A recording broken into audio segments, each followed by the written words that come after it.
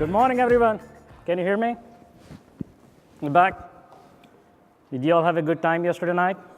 Well, happy to be here. The topic of my discussion is going to be what is continuing since the morning regarding the trends, the disruptions, the transformation that's occurring. I'm not going to talk about the CenturyLink product and strategy. We have a fantastic team here from CenturyLink. If you have any questions regarding where we are heading, definitely we'll talk about it offline, or you can reach out to one of our fine members and we'll talk about it. But it's very exciting times, right? And especially looking at the conversation that happened in the morning, specifically the ONAP and MEF coming together. And that's really exciting from a service provider perspective, especially the interoperability between the networks and assured functionality. And that's an exciting thing for us, and I will give you some of my perspective on that. But transformation is really not new. We've been going through transformation in our lives. And especially if I talk about the travel, you talk about the Google. How many of you remember, especially if you're in North America, when you did travel before, first thing you do is you go to AAA office. And then you pick up the map or triptych. I'm hoping that you all know what triptych is and the map is. If you don't know, you are classified as millennials. And if you know what triptych and the maps are, then welcome to the club. You are experienced, been there, done that. But we've seen this transformation that we use the Google, we use the devices, and that's our way of life. Our way of life has changed silently without us even knowing, and we don't even know how we used to do things previously before we had that. Google, as an example, just gets us, right? When I travel, Google tells me my flight schedule. The moment I arrive to the airport, it tells me which baggage claim my bag is going to be. Then it tells me which car I have booked, what the map to get to my destination, which is, by the way, this hotel. And as I got to the hotel, it gave me suggestions about where I can go eat, even at midnight. That's transformation. That's different. Google anticipates what I really want, and it specializes that experience for me. And one day I got very emotional about it, and I told my wife, honey, why can't you be like Google? And she said, why? I said, Google just gets me. Not only that, it anticipates what I want in the future. That's so great. Now I forgot, my wife is also a technologist. She said, as long as you can be Amazon's Alexa. And I'm like, why so? And she tells me that because Alexa is always listening.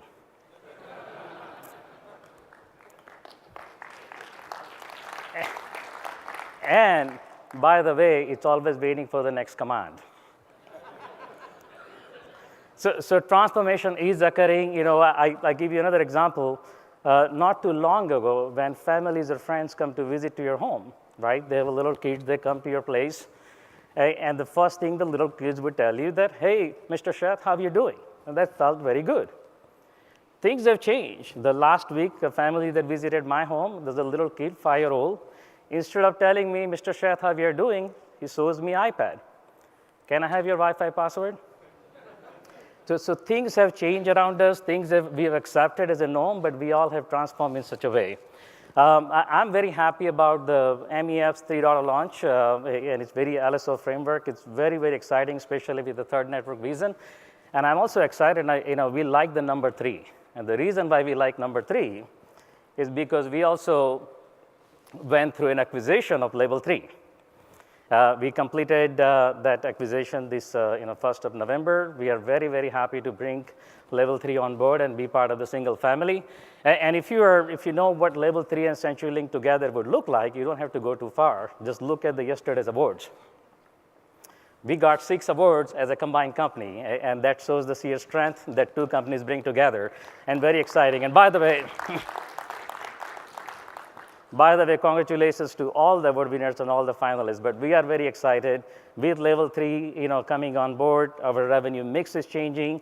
We're going to be enterprise. It will be part of our 75% of our revenue. We will be number 2 in the enterprise market. We are pretty close tied to the AT&T. So it is very exciting. We got a strong team that's coming in and strong capabilities and the services that comes with that. And we are really looking forward to that. But this is not the only acquisitions we have done. If you look at the history of CenturyLink, in last 8 years, we acquired about 13 or so companies, but every company that we bought along the way, brought certain capabilities to our company. As an example, that we purchased set of companies earlier, Embark and Quest, that brought the network expansions. Then we bought the companies that brought the data center. Then we brought Invent in the cloud with the acquisition of Cognalytics and the data. And then Elastibox and Sil Consulting and Netera, we brought the security and the big data. And then finally, the level 3 coming in, it really gives us the global reach. If you look at our numbers, and this is out there in the public domain, we're going to have a 450,000 miles of fiber, 360,000 of international capacity, 100,000 lead building, and more importantly, we'll get to a pro forma revenue of 24 billion. So we are very excited about this conversion and really looking forward to that. Now, switching to the trend, this is all not new for this audience. Disruption, as we talked about, is a way of life. If you look back in the human history, and if you look back, there is always some kind of discovery or catalyst that helped propel human race to a different level. It was, if you, 100,000 years back, and that the fire was invented 30,000 years back, and the humans made some progress. About 5,000 years back, the wheel was invented. And after the invention of the wheel, you see that the humans made significant progress. It was invented for the pottery.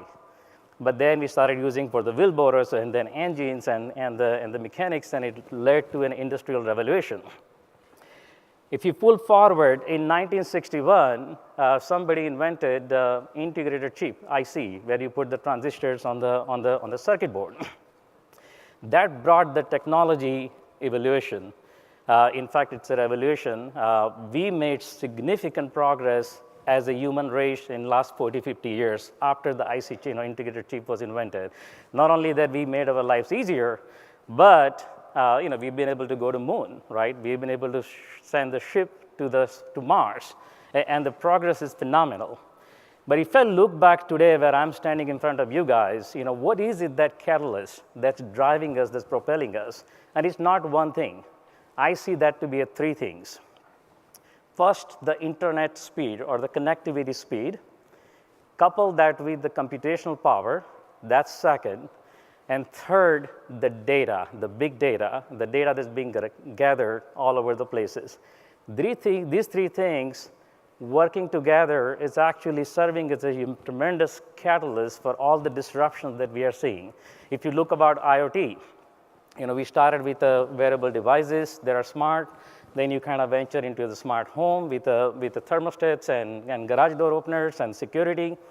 Then you went into the cars that are self-service, automated autonomous cars. From there, you went into the fleets of the cars, then the smart buildings, pavilions, malls, hospitals, smart cities.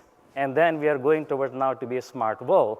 IoT is a big disruptor by itself, and IDC is predicting that we'll have by 2020, 25 billion connected devices. And I think that's a conservative estimate. I think that's going to go well beyond that.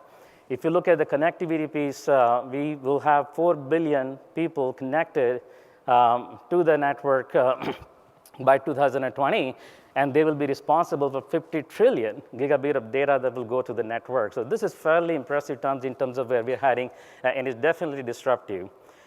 Bringing back to some of the network stuff, the big data. Big data is basically collection of the data that's occurring across the board, and then being able to use that for the analytics and drive the artificial intelligence engines. The connectivity itself is becoming a commodity. Data is exploding. SD-WAN and virtualization is really transforming our networks, and it's changing as we speak, especially from all the presentations that we've seen so far. That is where we are heading. Now, the one big thing here is the new entrants, right? New entrants is actually the people who have not been in that business now entering into the business, right? Take an example of Airbnb. Airbnb doesn't own any real estate. They don't own any hotels, but they are into the hotel business. Same thing with Uber. Uber doesn't own any taxis, but they are in a taxi business or cab business. You have now companies that coming into the telecom sector that they really don't own any network with an overlay solutions, right? So they are bringing disruption. Now, one thing about these guys, and I call them digital giants, one thing they know to do well is the customer experience. They figured that out. How do you create a customer experience that's seamless and ease for the customers? And the second thing they do really well, it's innovation. These two things is actually making these people a pretty prominent player, and they're coming into our world. And this is the disruption that as it occurs as in everyday life. With disruption, the customer expectations are changing. If I ask my 18-year-old, how does the Wi-Fi router works or what the firewall policies are, she would not know anything about it. And the reason why she wouldn't know anything about it, because she really doesn't need to know.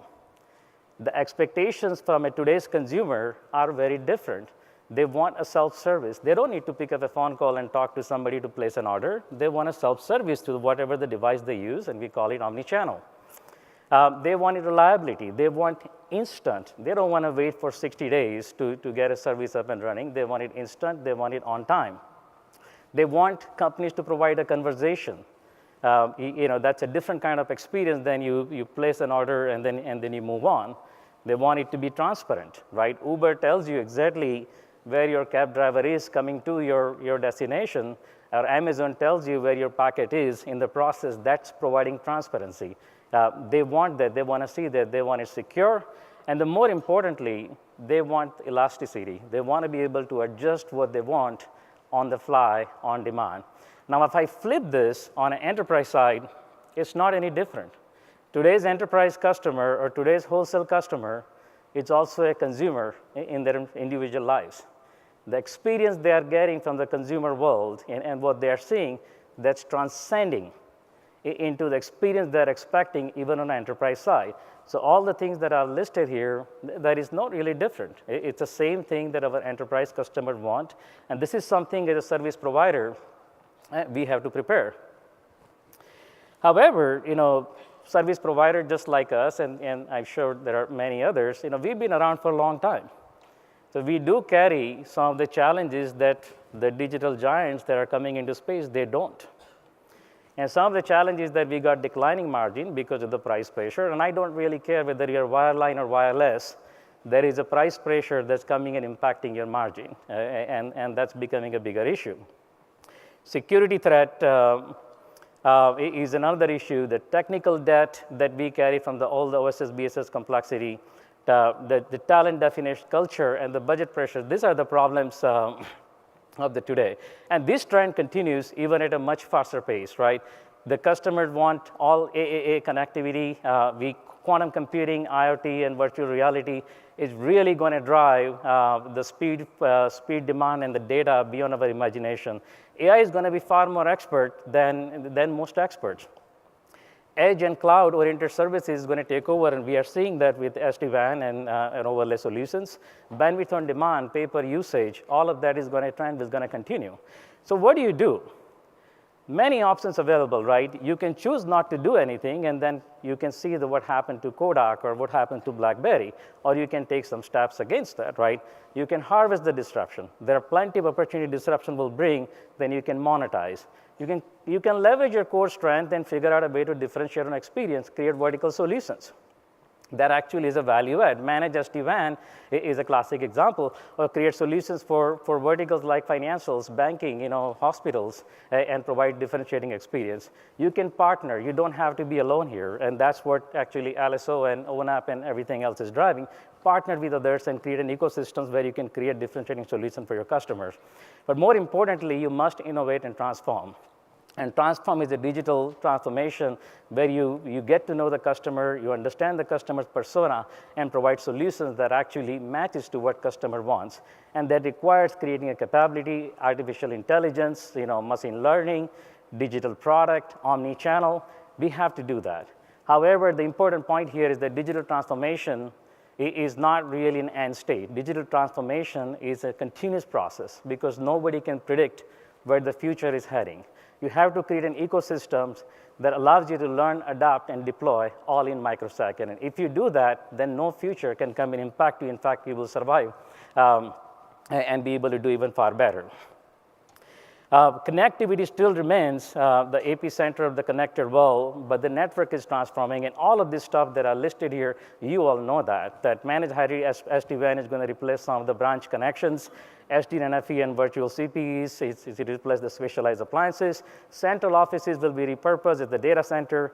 Ethernet is growing as a WAN alternative to an MPLS. IoT traffic is going to really drive number of connections to the cloud and to the core, and bandwidth and demand is going to continue to increase. As a result, there is a need for an API-driven orchestration that orchestrates across the control plane, across the network layers, and across the operators to be able to deliver an agile service with an interoperability and assure. And that's where the MEF, LSO, and ONAP comes in picture. I believe the standards are very important, but more important than standard itself is an acceptance of the standards, adoption of it, and being able to deploy. And that is the only way we can have a common vocabulary across the providers and be able to deliver solutions that our end customers need.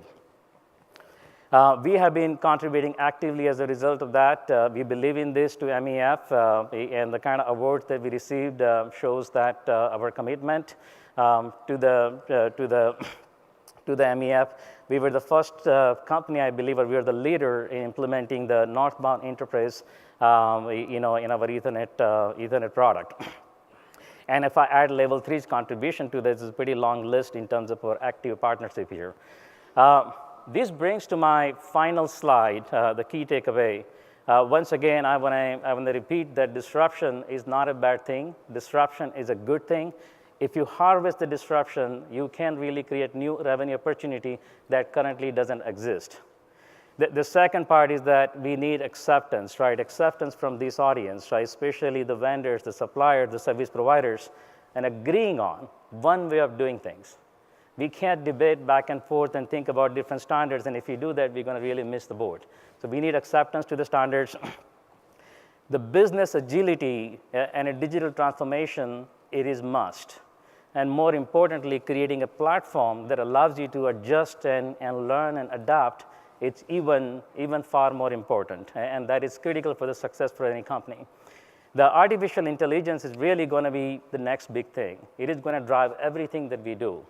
And I give you an example of artificial intelligence, right? Somebody asked me, what is the difference between NLP, the natural language processing, and artificial intelligence? And my example is very simple.